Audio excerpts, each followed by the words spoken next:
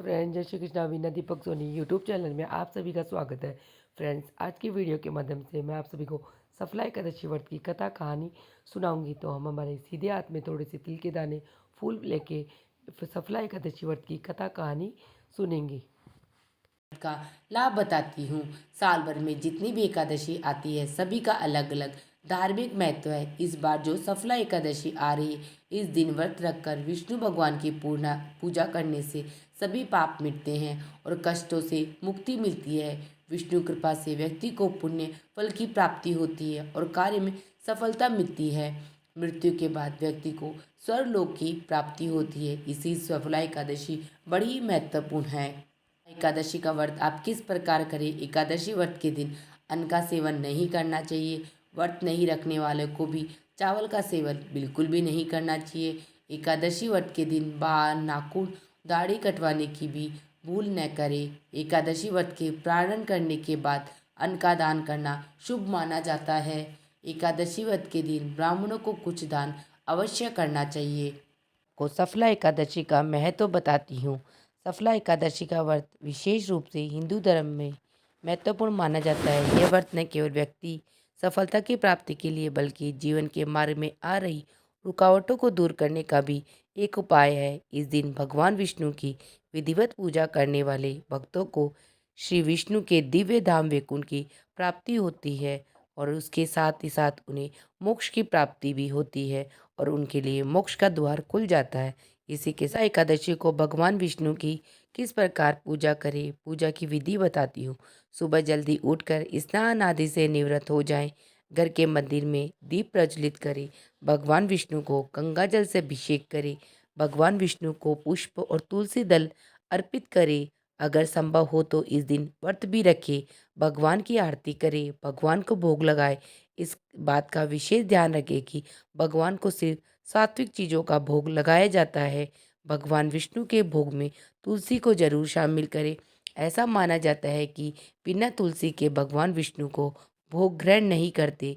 इसी पावन दिन भगवान विष्णु के साथ साथ माता लक्ष्मी की भी पूजा करें। इस दिन भगवान का अधिक से अधिक ध्यान करें। इसी के साथ में अब आपको सफला एकादशी व्रत की कथा कहानी सुनाती हूँ। समय के बाद महाराज युधिष्ठिर ने पूछा, हे जनार्दन, पौष कृष्ण एकादशी का क्या नाम है? उस दिन कौन से देवता का पूजन किया जाता है और उसकी क्या विधि है?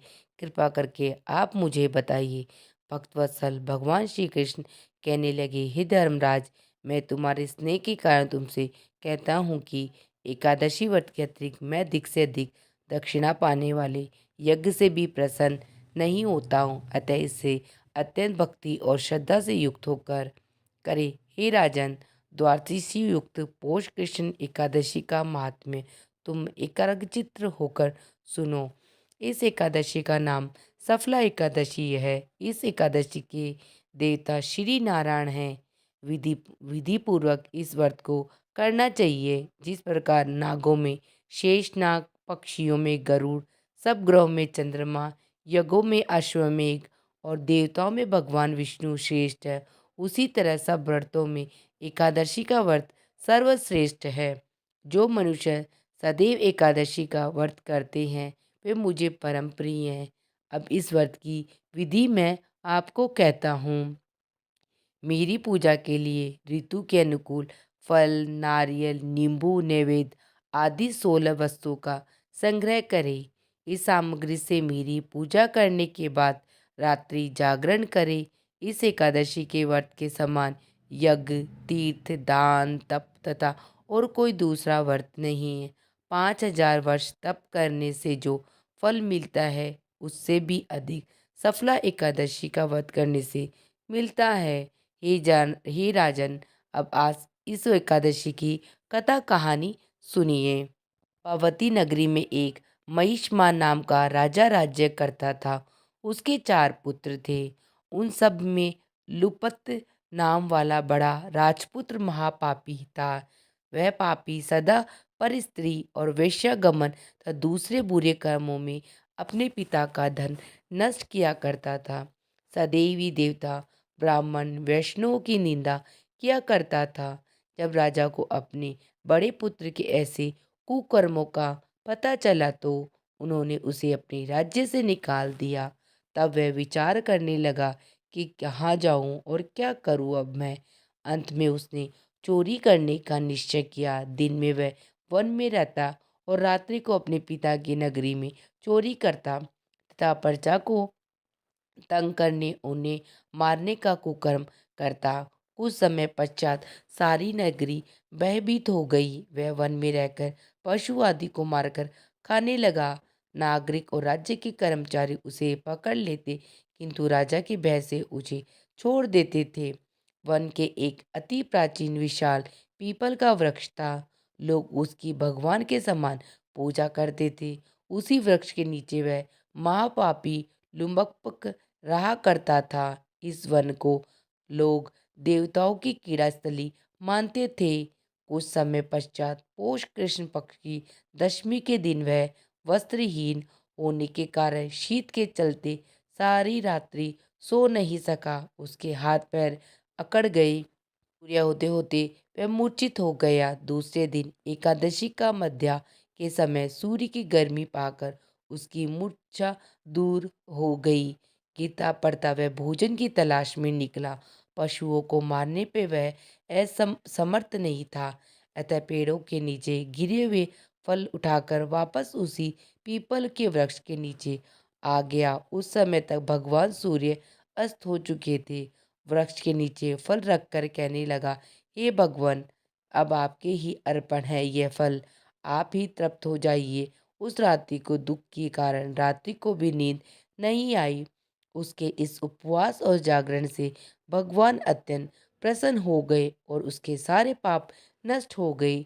दूसरे दिन प्रातः एक अति सुंदर घोड़ा अनेक सुंदर वस्तुओं से सजा हुआ उसके सामने आकर खड़ा हो गया।